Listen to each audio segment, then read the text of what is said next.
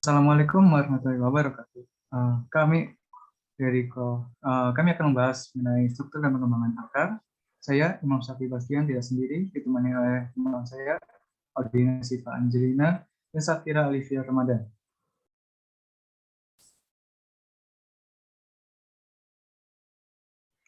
Baik, yang pertama ada morfologi akar. Nah, yang pertama itu ada leher akar atau pangkal akar yang biasa disebut dengan kolum.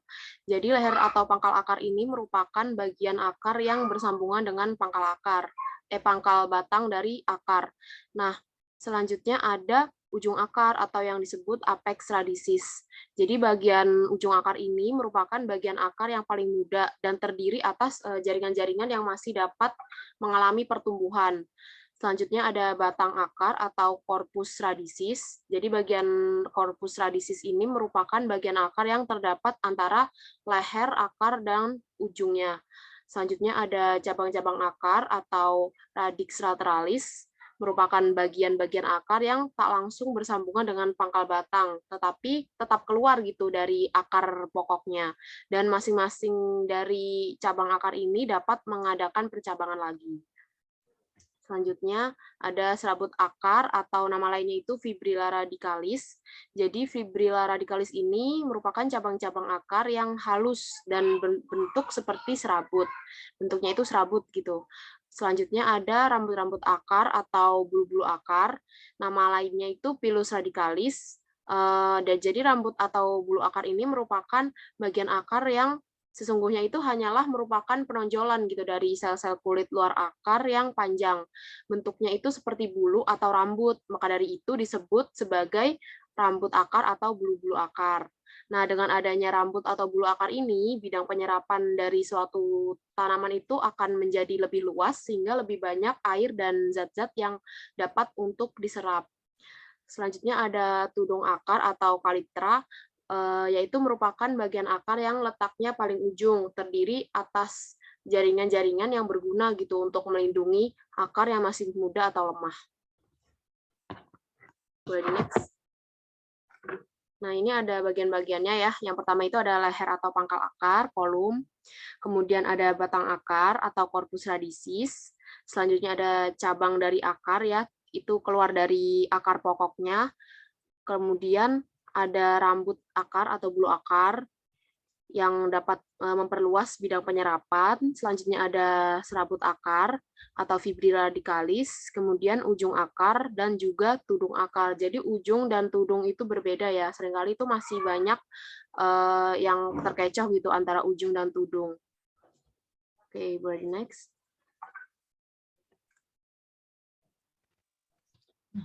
Kemudian terdapat anatomi akar. Berikut beberapa bagian dari anatomi akar. Yang pertama, bagian terluar ada epidermis akar.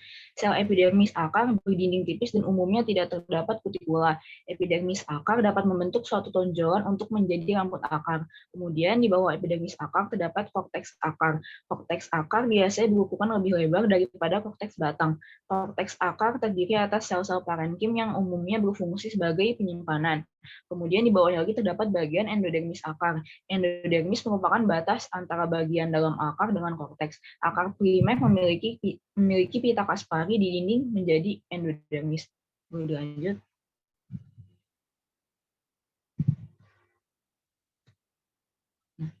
Kemudian di tengah-tengah akar terdapat silinder pusat. Silinder pusat atau stele yang letaknya di bagian tengah akar. Di sebelah dalam endodermis terdapat selapis sel parenkim yang disebut perisikel. Kemudian di akar juga masih terdapat jaringan pembuluh. Pada akar dikotil, sayatan melintang, struktur xilem dan floem akan terlihat berselang-seling dengan xilem yang berbentuk seperti bintang. Ciri yang paling menonjol dari akar monokotil adalah terdapat M10 di bagian pusat. Kemudian akar sekunder. Pertumbuhan sekunder pada akar terdiri atas pembentukan jaringan pembuluh sekunder dari kambium pembuluh dan peridem verogen. Kambium pembuluh dan sel perisiklus akan aktif sehingga kambium membuat lingkaran dengan xilem sebagai pusatnya. Sedangkan verogen di luar perisiklus akan membentuk velum ke arah luar dan veroderm ke arah dalam. Pertumbuhan sekunder ini secara khas dapat dijumpai pada akar dikotil dan gimnospermae. Nah, berikut gambaran dari akar dikotil dan monokotil. Ini akar dikotil, kemudian di sampingnya ada akar monokotil. Perbedaan di sini mungkin pada bagian xilem dan floemnya, di mana pada monokotil xilem dan floem terlihat berselang-seling. Oke, boleh dilanjut. Nah, kemudian pada akar terdapat 3 zona pertumbuhan akar. Yang paling bawah ini adalah zona pembelahan. Zona pembelahan sel yaitu kumpulan sel meristem yang berbentuk kotak berukuran sangat kecil dan masih sangat aktif membelah. Ini terdapat di bagian paling bawah akar. Kemudian di atasnya lagi terdapat zona pemanjangan. Zona pemanjangan sel adalah kumpulan sel-sel yang memiliki kemampuan untuk membesar dan memanjang. Pembentangan sel di daerah ini akan mendorong akar untuk menembus ke bawah tanah. Kemudian di atasnya lagi terdapat zona pematangan.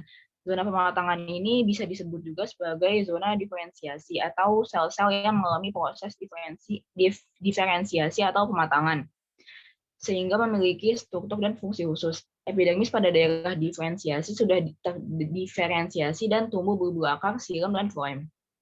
Boleh dilanjut.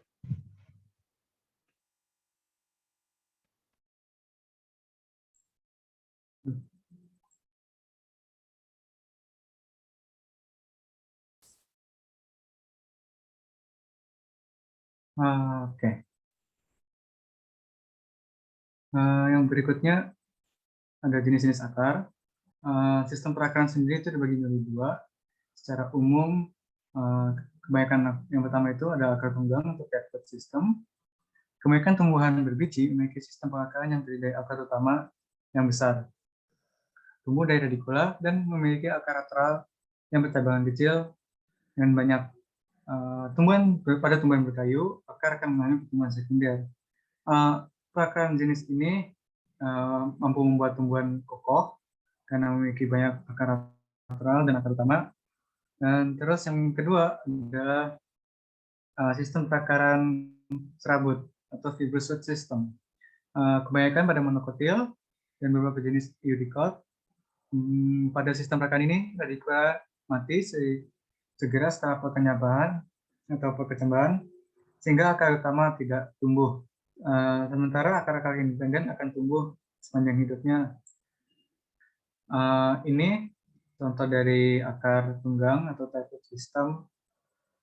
Yang gambar A ini ada tapered pada tembakau, Nicotiana tabacum. Di sini bisa terlihat akar utama atau taperednya dan akar lateral.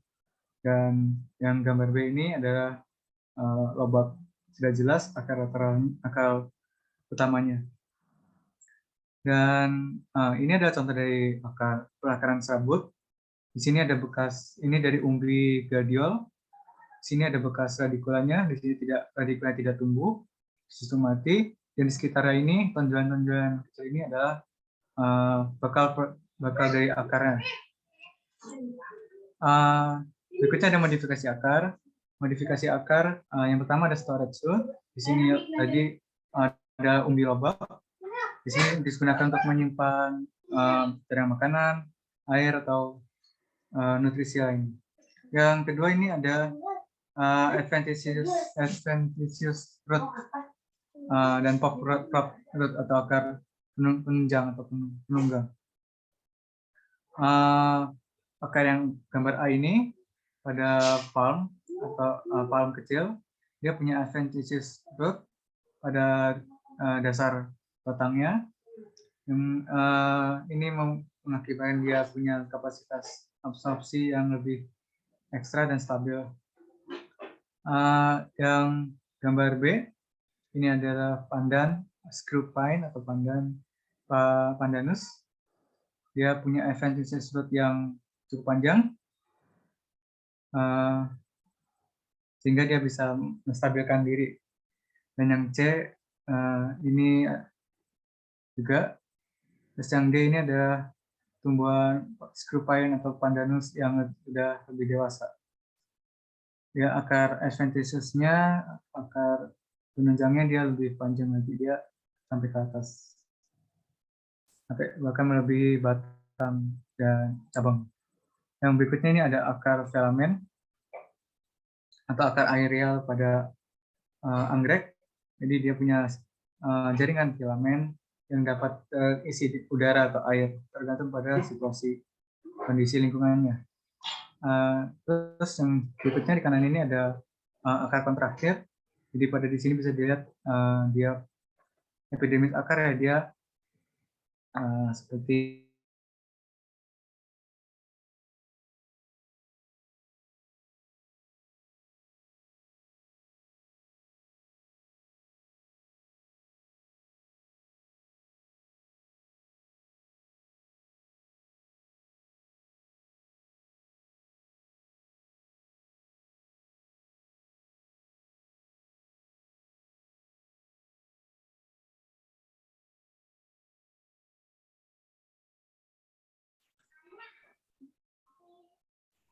baik. Berikutnya ada area growth atau akar udara dari tumbuhan anggrek. Ya, pada akar area ini dia punya jaringan filamen. Jaringan ini memiliki sel yang dapat terisi oleh air atau udara tergantung pada kondisi lingkungannya. Berikutnya ada akar kontraktil. Di sini bisa dilihat akar-akarnya ini dia mengkerut itu untuk memperluas bidang penyerapannya. Berikutnya ada mycorrhizae. Itu ada semacam simbiosis antara akar dengan fungi. Dan ada dua tipe, yaitu endomycorrhizae seperti pada diagram A. Di sini funginya, jamurnya berwarna ungu ini dia tumbuh sampai ke dalam jaringan akar, sampai ke korteksnya. Dan yang B ini adalah sel akar yang memiliki hifa jamurnya. Ini yang warna biru ini, yang pewarna biru ini adalah hifa dari jamur. Terus yang C itu adalah akar dari peach. Ya, ini di sini terlihat itu adalah tipe kedua, yaitu ectomycorrhizae. Itu berarti dia funginya tidak sampai tumbuh ke dalam jaringan akar. Dan D ini bisa terlihat lapisan fungi pada luar epidermis dan jaringan akarnya tidak ada yang dimasuki oleh fungi. Modifikasi berikutnya yang di sini itu adalah nodul atau bintil akar. Sebagai contoh, gambar A ini adalah nodul atau bintil akar dari tumbuhan alfalfa.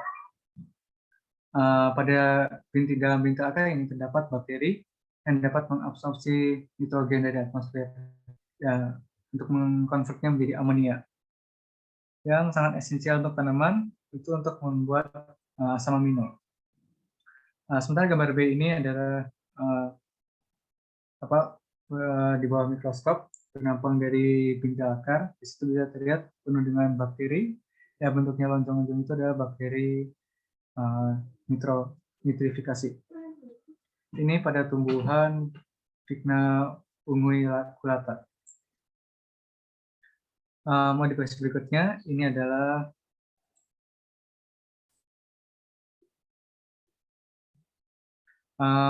akar Haustorium itu pada tumbuhan parasit. Jadi akarnya ini akan menembus sampai ke jaringan pembuluh sehingga dia dapat menyerap nutrisi yang dari tanaman. Dan gambar terakhir ini adalah akar Strangle root. Jadi dia bentuknya mirip seperti yang Haustorium ini, tapi dia nggak berparasit sifatnya. Dia hanya sebagai akar untuk menempel pada tumbuhan lain. Baik, sekian itu dari presentasi kami. Terima kasih atas perhatiannya. Wassalamualaikum warahmatullahi wabarakatuh.